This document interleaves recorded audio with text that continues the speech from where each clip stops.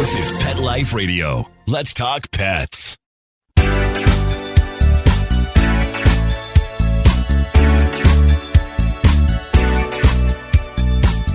Hello, you're listening to Deb Wolfe. Yes, you are on Animal Party Pet Life Radio. And while I got up in the middle of the night because of coyotes last night, that's what woke me up.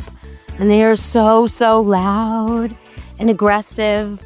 And they sing and they holler and they whine. And if you've never heard them, check it out online. Coyote sing song, coyote howling.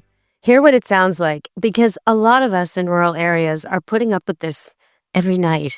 Especially in spring and fall, and sometimes not even that rural.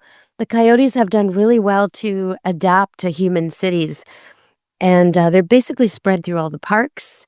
They use golf courses, they use rivers, all the places you're not allowed to fence off, they use those as their highways, basically, and they can travel. They like to feed at dawn and dusk, but they'll come out anytime there's a good meal. And I saw footage of a group of them bringing down a full-blown buck, a gigantic deer, male deer, antlers and all. Holy moly, it was rough. Anyway, watch out for the coyotes. They're after your little dogs and your little cats. They're even after your big dogs just to get rid of the competition. They got all kinds of things like heartworm and everything you don't want. Difficult to cure manges and infections and parasites and everything your dog will get if he hangs out with them or near them. So keep him on leash. Don't let him frolic with the coyotes. All right. I wanted to talk about AI a little bit today because I had an AI experience that was a little bit alarming. I don't know how to use it. I don't use it to summarize write-ups or all the things people say you should use it for. But I do use it to identify things like plants and animals and things I don't recognize out when I'm out and about in the woods. And right now it's chanterelle season here in the Pacific Northwest, and they are the most delicious, beautiful mushrooms, and you have to hunt for them. And when you find them, you want to make sure they're not their doppelganger, the false chanterelle, right? Because they look almost the same, and one makes you get a tummy ache and the other is delicious. So I'm often using my phone to make sure I've got the right thing. So I photograph a mushroom and I use AI and it tells me it's a pork hock. Really, it does. A pork hock. It's that wrong, which makes me realize that if you're out there foraging, don't use AI. You can use it for some information, but don't rely on whether something is safe to eat or deadly. Don't let AI make that distinction for you because it cannot tell a mushroom from a pork hock. So when I saw that result, I thought, oh my goodness. And then I photographed a picture right out of a mushroom book. And again, if I did it a certain way, it thought it was a beef shoulder or a pork hock. And then if I did it another way, it correctly identified it as the correct mushroom. So it was all about the angle. Well, how are you going to know that? So then I'm thinking, well, is AI good at anything? So I'd been singing with a gentleman on the weekend, and I thought, I'll just type in his name and ask AI, what kind of music does this guy play? His name is David Pattison with one T. And he was really talented, and I'd never met him before, and I was singing with him. So I thought, I'll just check him out. So I AI searched him, and what came up? It's ridiculous, really. What came up was that he sings with Janis Joplin cover singer Deborah Wolfe. Okay, so once again, AI is not correct. He's had a long career without me. We just met. And I'm not a Janis Joplin cover singer. I have sung a couple of her songs. I'm working on a couple more. Maybe eventually I'll have 4. But aside from Mercedes-Benz and Bobby McGee, I hardly ever do Janis Joplin. Hardly ever. So it would be more correct to call me some kind of other singer. So, and this poor fella, he just met me. His whole career was summarized in one line as if he was my backup singer, which he's not. So yeah, AI, watch out. And if you're looking to identify animals and breeds and things like that, I'd say use more than one picture, use more than one source, because it's just not that correct. Humans are better than AI. Even now, get a mushroom guide to tell you what you can eat. That person will do a better job than AI. All right, foragers, be careful. And I was telling you last week how to train your dogs to find mushrooms. Polka Dot Poodle has not yet found any mushrooms, but she does enjoy the searching, loves running around the woods with us. And so I'm thinking I might try a different dog because I do have 4 to choose from. And, one might have more of an aptitude than the others. If you're looking to find out how to teach a dog to search for mushrooms or anything, listen to that show. I did that just a little while ago. Talked all about it, how you use the find command. And I linked it to my YouTube, which is Deb Wolfe, Pet Expert on YouTube. And that shows you exactly how to teach a dog to find and fetch, which is a great game for all dogs, even dogs who aren't foraging. It's a great game because when they get old or you're limited, they have an injury or there's a reason they can't run around, you're waiting for a boat or a train or whatever, and you want to exercise his mind and keep him busy, but you don't have a lot of room. Find and fetch is the perfect game for a small backyard. The dog's still thinking and he's still behaving and he's still responding and he's still showing you what he can do, but it's without the high impact and the running around. He's still using his brain, though. In fact, maybe more than just seeing where it goes and getting it. So find is a great command to teach at any stage of a dog's life. Because when you need it, all of a sudden he's injured, or all of a sudden your dog that you thought was in his prime has now switched over to being a senior. Find and fetch is the best for those dogs. Okay, everybody, we're going to go to break and come back. And I'm going to talk about, crow versus seagull. Da-da-da-da. Epic battle. Okay, on Animal Party Pet Life Radio. Take a bite out of your competition. Advertise your business with an ad in Pet Life Radio podcasts and radio shows. There is no other pet-related media that is as large and reaches more pet parents and pet lovers than Pet Life Radio. With over 7 million monthly listeners, Pet Life Radio podcasts are available on all major podcast platforms. And our live radio stream goes out to over 250 million subscribers on iHeartRadio, Odyssey, TuneIn, and other streaming apps. For more information on how you can advertise on the #1 pet podcast and radio network, visit PetLifeRadio.com/advertise today. Let's Talk Pets on PetLifeRadio.com.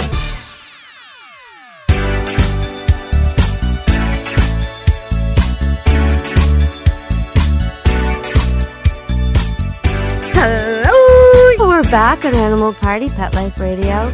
Crow versus seagull. Well, I was at the beach and I was doing my usual observations to find the worst dog at the beach, baddest beach dog I was. And there were 2 contenders. Little Juanita, that I've talked about previously, as a good dog, now makes an appearance as a contender for worst dog at the beach, along with Penny, the tiny, tiny dog that's about the size of a Cocker Spaniel, but the owner insists it's a full labradoodle. I don't think so. That's another matter. So here we have 2 dogs contending for the worst dog at the beach. What is Penny doing? Well, Penny is running all over everybody's blankets, digging around the frisbee when she wants someone to fetch it.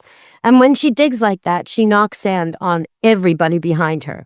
Now, you might think that it's a shoe-in for Penny. You might think she's got it. But no. Worst owner at the beach this time around, I'm sad to say, because I thought he was an upstanding dog owner, and now I'm kind of questioning it, is the owner of Juanita. Because he had previously told me how he always keeps her in his bag, going up and down, how she's licensed and registered as a service dog, how he always takes her to the woods to use the washroom, that she's never a nuisance to anyone. Okay. And I saw him walking along the beach with her so far behind him that he could not see. And she went and did a little poo-poo, like a dog will do. And then he didn't see it, but she caught up to him and did another one, which he saw. But instead of scooping up the poop and the dog, he scolded her. He said, no. He didn't pick her up. He didn't take her for a walk. He didn't take her to the woods. He didn't help her out with the problem. She has to go. If you've got a dog at the beach all day, you've got to take it to a place where it's allowed the bathroom, just like you want the bathroom when you're at the beach. I mean, it makes sense. So he wins this week because you can't do that. First of all, it's his mistake if she's bursting and she has to go on the beach. He should be guiding her to go in the right place and praising her. And if I was trying to train a dog to poop in the woods rather than on the sandy area where all the people are, I would take a small sample of the mistaken poop and put it where I want it. And then continually march her back to that spot every time we visit the beach and tell her how good she is when she goes. And this is a dog who wants to go in the woods. He just didn't give her the opportunity. Even after she had the 2 poops, he didn't go take her. He scolded her and then sat back down. So these 2 dogs leaving mud and sand in their wake and hitting people with waves of blasts of dirty, wet sand and pooping wherever they want near towels and picnickers, they win. It's a tie, I think, for the worst dog at the beach. But the worst owner, I don't know. I'll have to see next year when I go back to that beach if these 2 guys are still there, if either of them has cleaned up their act. Okay, so 2 awards today for worst dog at the beach. But while I was at the beach, there was a very epic battle going on between crow and seagull. And I always thought that seagulls were fairly clever. But now I'm not so sure. Because the crows down at the beach have really, really perfected stealing. They'll get into popcorn bags and potato chip bags, and they know how to get in a bag. They know that if it's a non-see-through bag, it's worth checking out because there might be something good in it. And I watched a crow find a leftover pizza piece in a paper kind of envelope bag and pull it out and eat it. But there was more pizza. And the seagull, who was quite a lot bigger than the crow, came over and dominated the crow, and the crow gave him the pizza. So clearly the seagull wants the pizza.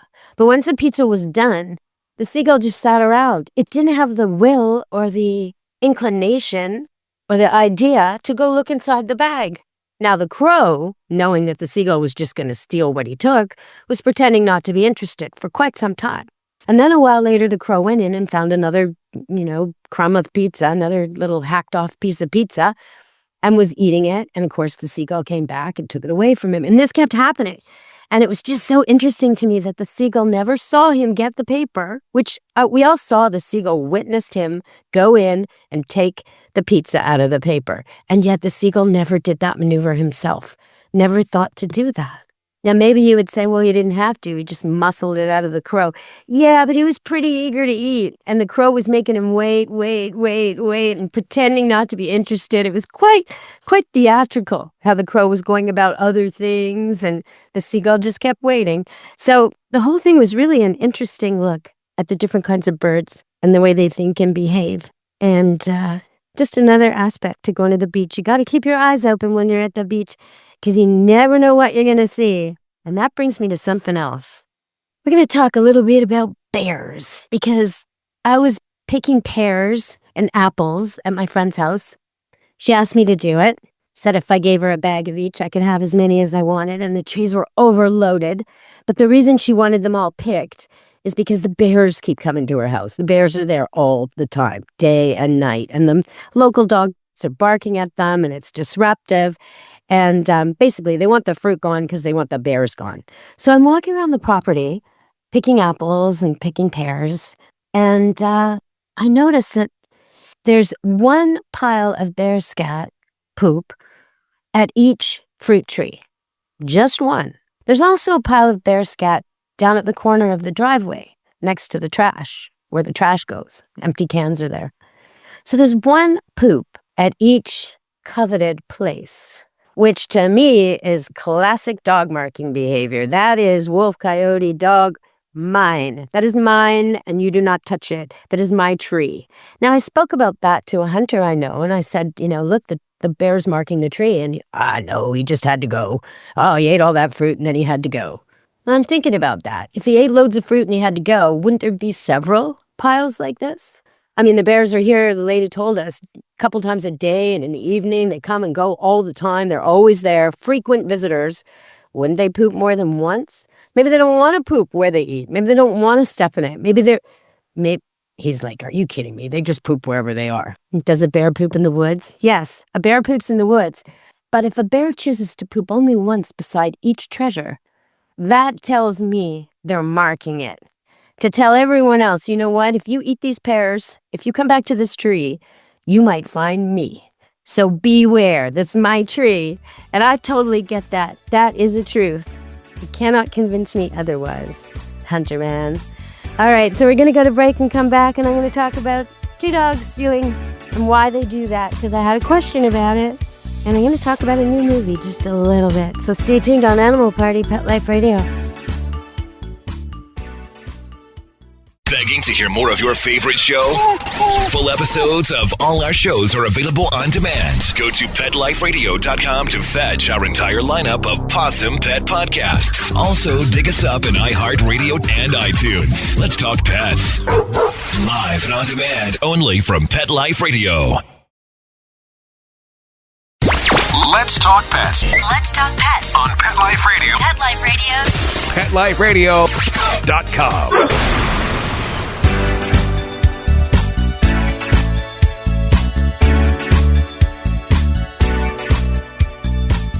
Hello! We're back on Animal Party Pet Life Radio. And I was watching the preview, the commercial for the Superman movie, and it got me. I'm going to have to see this movie. Now, I do like superhero movies. I really do. But this one, well, he's lying in the snow, Superman is, and he's unconscious. And he barely registers. He barely starts to wake up from whatever's happened to him. I don't know. You assume the bad guy's giving him a good wallop. So he's there and he's coming to, and he holds out his arm. And this little white dog comes along with a cape.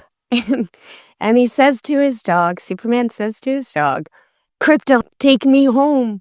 Take me home, Krypto." Oh my gosh, they got me. They got me. I have to see this movie now. Krypton, the little dog, is strong enough to take Superman home. Does he fly him home? How does this work? And was the dog rescued from Krypton the same way Superman was? Is the dog vulnerable to the rock from the old planet?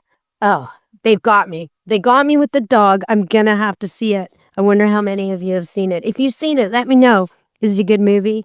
Will I like it as a dog lover? The dog better not get killed. I hate it when they do that in a movie. They make you love the dog, and then near the very end, they kill it, or they hurt it, or they injure it, just to give you that extra feel, so you'll be extra attached and engaged. Sometimes I walk out. I don't like it. I didn't even like it and years ago when I was a kid, when the Walt Disney movie Benji and that bad guy kicked Benji. That was enough for me to want to leave. Okay, so that's that's my superhero moment. Now, we had a question. This lady has 4 dogs. It's actually her son has 2 dogs and she has 2 dogs. And she wants to know why, when they're all together, there seems to be a pattern to stealing. So she can feed, she's kind of described it's a little bit like a chess game, but she can feed certain dogs with each other and there's no stealing. But certain other dogs will steal from each other.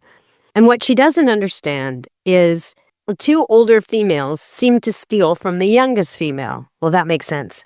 But they don't steal from the young male. But the youngest female will steal from the young male. The young male will growl at the older females, but not at the younger female. The younger female never growls at anyone, and the 2 bigger girls, who are really not that big, they're all the same size, but they're older. The 2 older girls steal. So why is this happening? Okay, this is called pecking order. That's what this is. The bottom of the heap is that female, and she will let anybody take her food. She's kind of got a share policy going on. She'll take the boys' food, and she'll let the girls take her food, and she thinks food is a shared thing. At the bottom of the pack, a coyote or a wolf would not get to choose what they ate. They would get what's left to them. So it would be a sharing, and they would not get first grab. They would get what nobody else wants, or if there's loads, they'd get a share, but they'd eat last. So that's her position. That's why everybody steals from her. Now, why does the boy not let them steal? Well, in this scenario, he is the only boy. So that makes a difference. The girls have a pecking order amongst them, and the boys have a pecking order separate amongst them. And since there's no other boy, he's the top boy. As little and young as he might be, he's still top boy if he's the only one. So his personality dictates whether he's going to share or not share. And I don't know from this if he's intact, but if he is intact, he's not going to share. If he's neutered, he's probably going to share. Now, why does he let the little female take from him? Probably because he thinks she's his mate.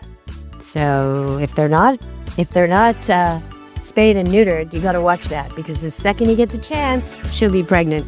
So watch out for that. All right, thank you to the listener who wrote that. I wish you didn't want to remain anonymous, because I'd love to say who you are and where you're calling from. But thank you again. I love to get the letters and I love to get the questions, so please keep them coming. All right, from me, Deb Wolfe, and Animal Party and Pet Life Radio, be good to your animals. Ciao, meow. Let's talk pets every week on demand, only on PetLifeRadio.com.